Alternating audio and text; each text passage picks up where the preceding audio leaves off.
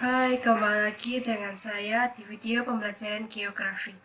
Hari ini saya berkesempatan untuk menyampaikan sedikit mengenai gejala globalisasi di bidang ekonomi, sosial budaya, dan politik.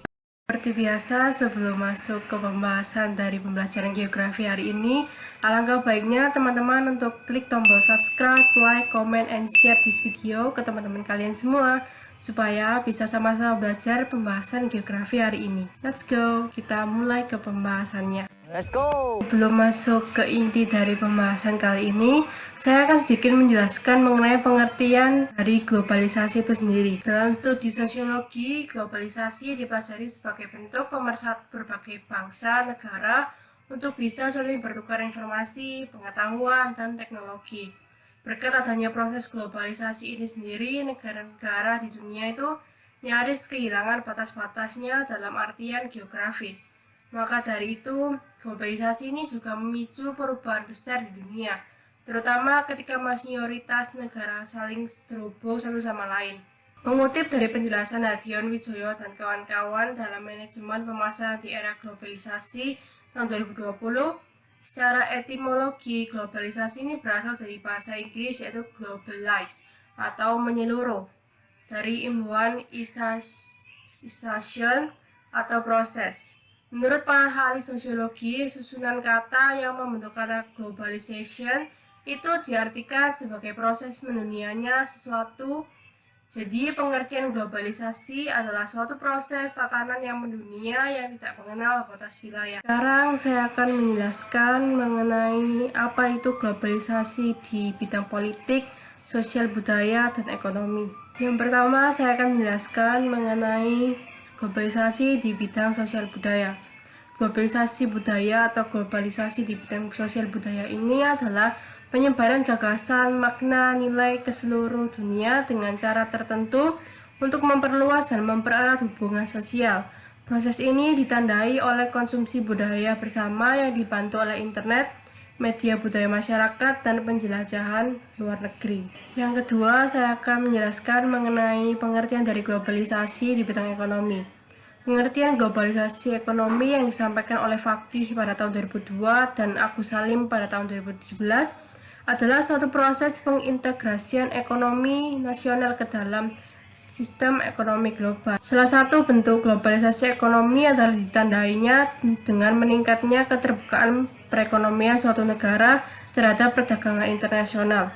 Sementara kegiatan perdagangan internasional ini akan mempengaruhi pertumbuhan ekonomi suatu negara, karena semua negara bersaing di pasar internasional. Globalisasi ekonomi juga dapat diartikan sebagai suatu proses yang terjadi pada saat masuknya ilmu ekonomi ke dalam sebuah negara. Saat proses masuknya ilmu ekonomi ini ke ruang lingkup dunia, tidak ada lagi batasan atau hambatan dalam suatu negara atau suatu wilayah. Lalu yang terakhir, saya akan menjelaskan mengenai globalisasi di bidang politik.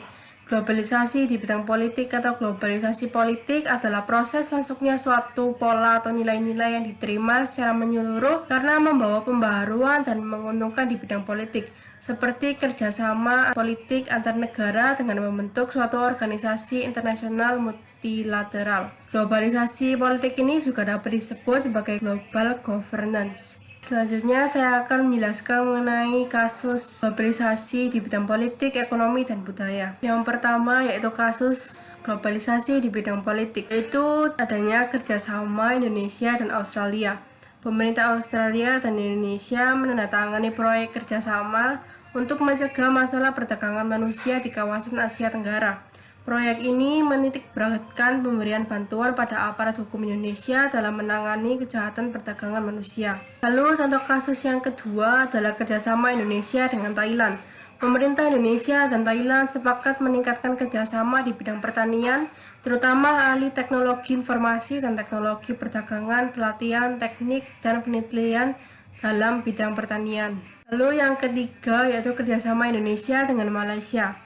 Indonesia dan Malaysia memandang perlunya peningkatan kerjasama di bidang perdagangan, investasi, dan energi, termasuk kerjasama subregional yang melibatkan kerjasama dalam kerangka segitiga pertumbuhan di Indonesia, Malaysia, Singapura, dan Indonesia, Malaysia, Thailand. Di masa yang akan datang, kerjasama di bidang perdagangan ini diharapkan bisa lebih berkembang sekaligus meningkatkan perekonomian kedua negara serta lapangan pekerjaan yang memang dibutuhkan untuk mengurangi pengangguran yang terus meningkat di wilayah Indonesia ini. Lalu yang terakhir yaitu kerjasama militer di Indonesia dengan kerjasama militer dari Amerika Serikat. Beberapa waktu yang lalu, Presiden Susilo Bambang Yudhoyono saat menerima kunjungan Menteri Pertahanan Amerika Serikat Donald Rumsfeld meminta dan berharap agar normalisasi hubungan militer Indonesia Amerika Serikat yang sudah berjalan penuh dapat berlangsung permanen. Lalu yang kedua yaitu kasus globalisasi di bidang ekonomi. Yang pertama mengenai perdagangan. Dagangan bebas adalah salah satu globalisasi dalam bidang ekonomi.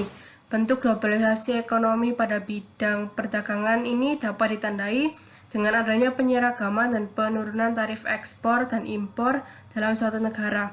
Oleh karena itu, hambatan yang menjadi kendala sudah bisa dihapuskan atau tidak memiliki tarif dalam suatu negara. Tujuannya adalah agar negara lain juga dapat menghapus tarif yang diterapkan di negaranya pada saat melakukan ekspor atau impor. Lalu yang kedua mengenai jaringan informasi. Kemajuan yang terjadi pada zaman sekarang ini adalah contoh globalisasi di bidang ekonomi dalam bentuk jaringan informasi. Dengan adanya kemajuan teknologi ini menyebabkan semua informasi dapat diterima dengan cepat dan juga lebih akurat. Informasi yang didapat melalui radio, televisi, maupun internet, di mana internet ini adalah salah satu sumber informasi yang sangat cepat. Selain cepat, internet juga dapat dengan mudah pada saat kita diakses oleh seluruh masyarakat yang ada di dunia. Inilah yang menyebabkan merek terkenal seperti Chanel, Gucci, maupun restoran cepat saji internasional banyak dikenal di seluruh penjuru dunia, sehingga berdampak pada selera masyarakat di negara lain, baik yang berada di kota maupun yang berada di desa, yang menuju kepada selera global. Lalu kasus yang terakhir yaitu berasal dari globalisasi di bidang sosial budaya. Yang pertama yaitu meningkatnya imigrasi. Bukan hal yang aneh lagi apabila setiap tahunnya di Indonesia sendiri itu kedatangan jutaan orang asing yang termasuk turis asing di dalamnya. Tentunya dengan demikian mereka membawa budayanya masing-masing dan kita harus dapat menyaring budaya mereka yang masuk. Lalu yang kedua, pengaruh dari mode-mode luar. Yang salah satu contoh globalisasi dalam bidang budaya ialah masuknya mode-mode luar negeri ke negara Indonesia. Saat ini mode-mode yang sedang tren di Indonesia ialah mode-mode yang berasal dari negara Korea, Jepang, serta juga Amerika Serikat. Lalu yang ketiga yaitu berkembangnya budaya asing. Budaya asing yang berkembang di Indonesia tidak dapat lagi dihindari. Yang salah satunya misalnya budaya K-pop dari Korea Selatan. Untuk sisi dari nilai positifnya kita optimalkan, dan dari sisi negatifnya juga kita harus buang jauh-jauh dari tanah air kita Indonesia. Lalu yang keempat, tersingkirnya budaya nasional. Dalam contoh lain dari globalisasi budaya yang sangat sekali disayangkan ialah lunturnya kebudayaan-budayaan asli Indonesia. Tidak sedikit masyarakat Indonesia yang memiliki kecenderungan lebih suka dengan budaya-budaya asing. Lalu yang terakhir yaitu terjadinya pertukaran budaya, yang merupakan salah satu hal positif bagi negara Indonesia dalam globalisasi ialah terjadinya pertukaran budaya antara Indonesia dengan negara-negara lain. Dengan hal ini semakin meningkatnya eksistensi kebudayaan Indonesia di mata internasional. Demikian hal-hal yang dapat saya sampaikan mengenai gejala globalisasi di bidang politik, ekonomi, dan budaya. Semoga ilmu ini bisa bermanfaat untuk kalian semua, dan terima kasih sudah menonton video ini sampai akhir. Semoga apa yang telah saya sampaikan bisa berguna untuk kita semua. Terima kasih, Tuhan Yesus memberkati.